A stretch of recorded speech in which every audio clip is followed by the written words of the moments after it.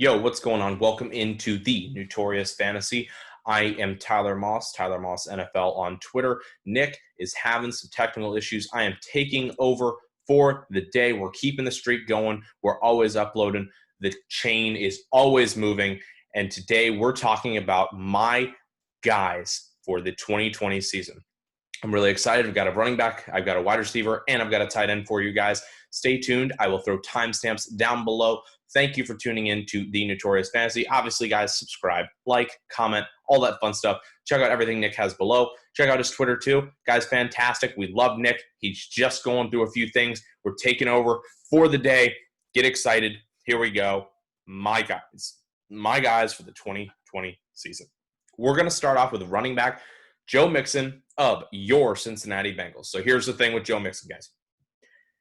Very, very, very fantastic week 9 last year. Post week 9 after the bye week in 2019. Guy was absolutely fantastic. Finally, when the offense started to get churning, they started to give a little more freedom to Mixon, a lot less freedom to Dalton, a lot less freedom to the passing offense. Yes, it wasn't exactly what Taylor wanted to kind of function with his system. That's not what he came from with McVay. That's not what he was built on and what he was built up to be, but it's a system he had to run with because it's what he had available to him. Yes, Burrow coming in. Yes, a lot of new wide receiver, or one new wide receiver in T. Higgins, who I am very much high on to go along with a very good wide receiver core. With A.J. Green coming back, we are not bought into A.J. Green. Don't even think about it. Pause. If you thought A.J. Green was a relevant guy for a second, stop, get it out of your head, reset your mind, come back to this video. Joe Mixon will still be given opportunity this year. Listen, Joe Burrow's going to take some time. They know that. They don't want to rush things. I don't believe Zach Taylor has very much pressure on him for success this year. They know it's going to be a long process. Listen, it will be. The passing offense will come in time. Joe Mixon is quite efficient in the passing offense as well. We saw that with the hints last year, really the years before, where he was putting up very high efficiency numbers when the offense was churning through passing as well. And he's just a really good running back. So we're going to see through the beginning of the year, we're going to see a lot of Joe Mixon being very much utilized. Last year, remember, we talked about that post-bye week, week 9 from week 10 on in those 8 games, 14.31 PPR points. I mean, that blew out what he was putting up in games prior from week 1 to week 8. I mean, when we look at that, he averaged 22 attempts from week 9 on. Ridiculous. He was actually getting the ball. And you may be like, okay, 22 attempts from a lead back when he's the only guy there. Well, he was only averaging 12 through 1 through 8, which is ridiculous. Zach Taylor, get your head out of your ass. What are you thinking? Finally started figuring it out. And yeah, the offense was still very inefficient. But that's kind of just what we were expecting from Cincinnati. And now they actually have receiving candidates. They got their franchise quarterback, hopefully. Big Dick Burrow does pan out for them. Get excited for Joe Mixon this year. I think there's a lot that finally started churning with him and Taylor towards the back half of the season that needs to be made light on. The team got better passing wise. It's going to make more efficiency because the defense is still miserable. There's still going to be issues. Yeah, they added a bunch of veteran corners. That's fine. You added free agent pieces. I don't think it's enough. You're still going to be trailing through that. Defense was miserable last year, 32nd in a lot of categories.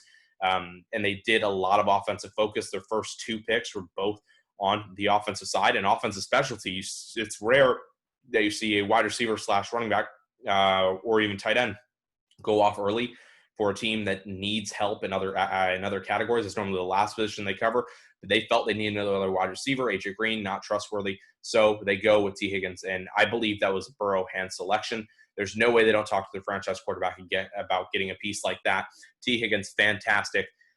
Joining Burrow and Mixon, I can see using the offensive productivity raised in the passing to take advantage of that with his running game. Mixon is definitely a guy I'm looking at in the 2020 season to kind of get back to form of Joe Mixon from 2018.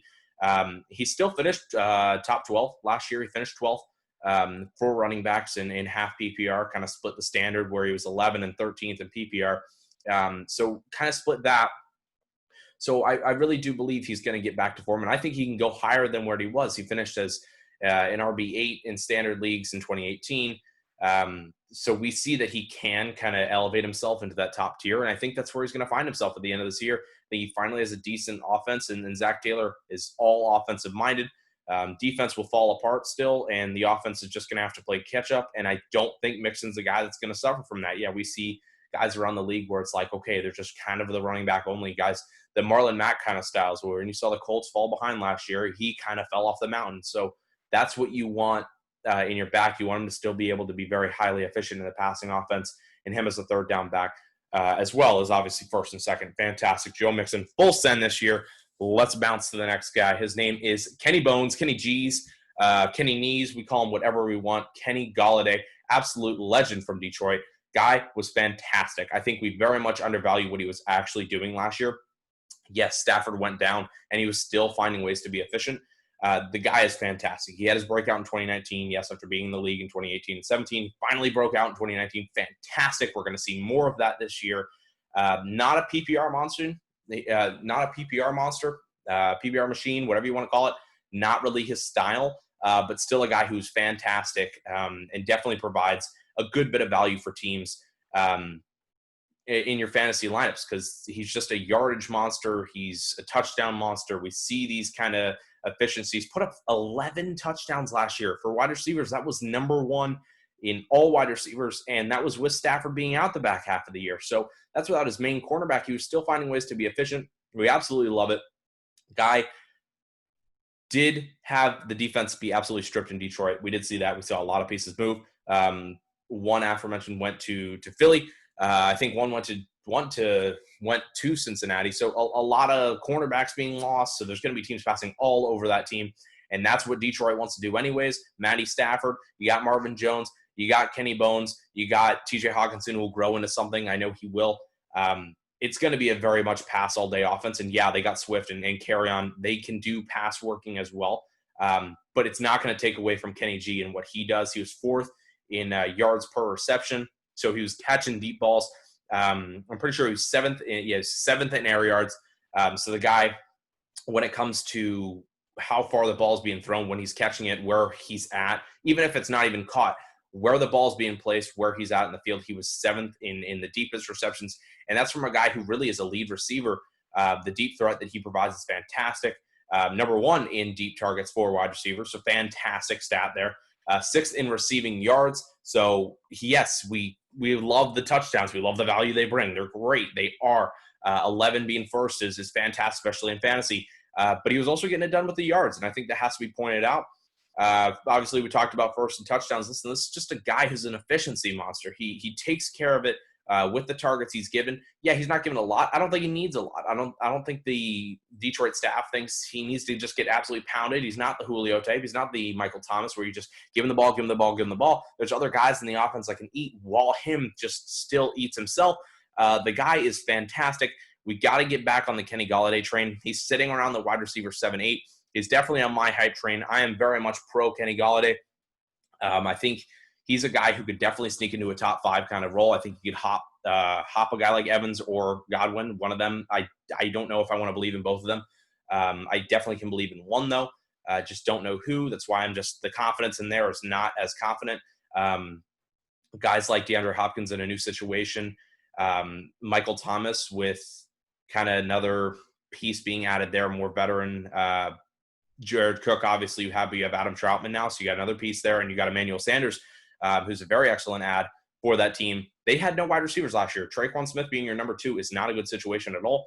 So Michael Thomas could potentially slip off. So you got to look for a guy who really could be a big hitter. And Kenny Golladay, even when Stafford was out, was still efficient. I think this is a guy we've got to get around in the community, at least, just to hype up a little bit more. Because, yeah, we've kind of just let him slip. And, he's sitting around wide receiver 8 and 9, and that's respectable. But I think he can be the top 5 this year.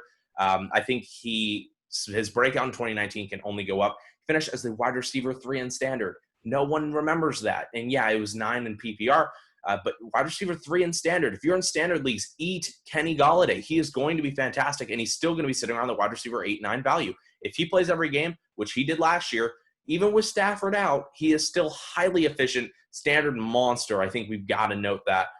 Kenny Golladay, I mean, I'd be genuinely interested in taking him over guys like Evans and so on. So Kenny Golladay definitely on my hype train. The last piece we're going to talk about is a Dolphin homer. If you guys know me, you know Nick, full send on the Miami Dolphins. They are fantastic.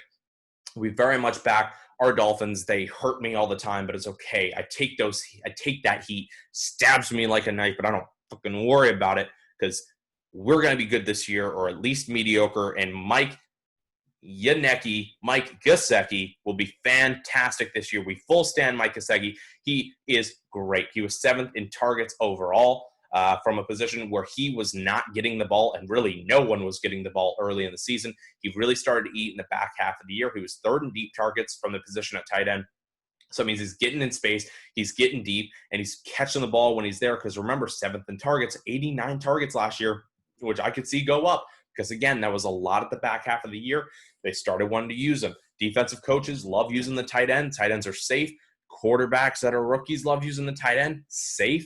Ryan Fitzpatrick, not normally a tight end guy at all, but we kind of started seeing that last year because it was a position that was safe and available, and there's not another wide receiver or tight end added to the roster at all in the offseason, which we really thought as Dolphins fans we'd get some kind of new toy. Yes, Malcolm Perry. Perry can play quarterback, running back, wide receiver. They're really trying to channel in the Patriot kind of mode where it's like, yes, this guy can kind of just do it all for us, which is very good. But I do not see him taking the big man's targets at all. Mike Gesicki will eat. Yes, Preston Williams will come back. I'm very excited for Preston Williams to come back. And I'm very excited for Devontae Parker to kind of pick up where he left off last year.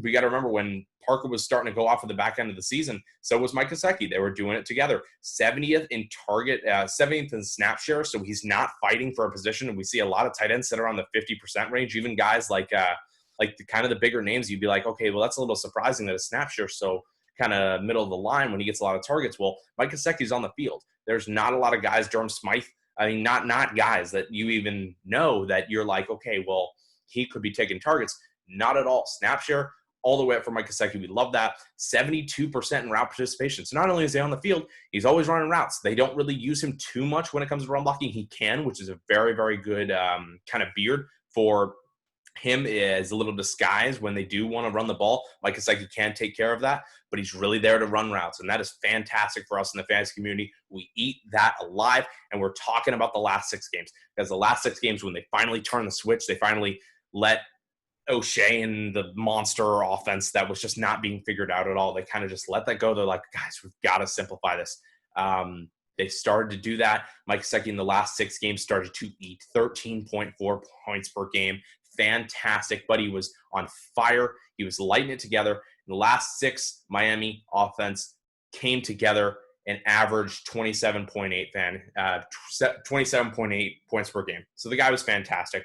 The offense was fantastic. Again, started coming together. Yes, they had some easier games, but the offense started clicking, and that's what's important. That is the energy that's going to be taken into week 1. Mike Gesicki, I very much get behind him. The team is going to be kind of in some more quarterback limbo. It's going to be between Tua and Rhino. We love Rhino. We love Fitzmagic. But he was using Gesicki, and we didn't see that in Tampa. We haven't seen that in Buffalo. He actually wanted to go to the guy who was trusted to take care of the ball, and that was big Mike Gesicki for him.